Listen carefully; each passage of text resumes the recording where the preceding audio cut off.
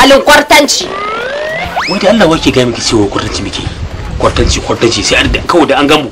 Wasu iri ba? Sai a ce wani yanzu wannan taban. Wannan masallaci ne aka wulo takalmi sai gawo. Shi masallaci a rasa wanda aka ki jini sai kai za a jefa. Barawon takalmi aka kama. To yanzu shawarar nake son baka guda ɗaya ce. Ka je ka nemo aure duk inda yake a yi maka. Allah kuwa. Wallahi tallahi yasa nake son ki billahi lazi. Kafin ka zage ni. A'a ki daina cewa na kulma miki zagi.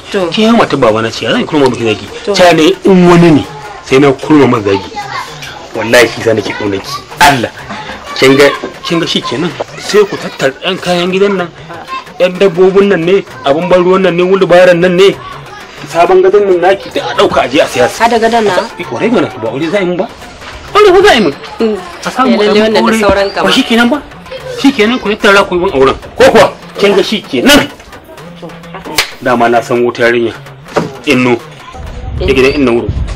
Me ya tsada?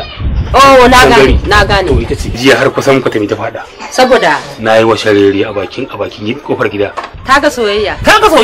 Kai jama'a. Na shirin. To yanzu ka je sai a je a da a san yadda za a yi magana auren nan shike. Na ka zama ango. Iye ka ga idan Ango karka bai dan Allah. Ango. Ki hauka. Wai mutum ina bahaushe wai sai ai masa aure. Wai sai ya zama ango sai ranga cewa karka bai dan Allah. Ango karka bai dan Annabi. To dan ubanka zaka bari? A'a. To zan fita ni. To Allah ya taimaka. Zan fita. Ayi taɗi lafiya. Irin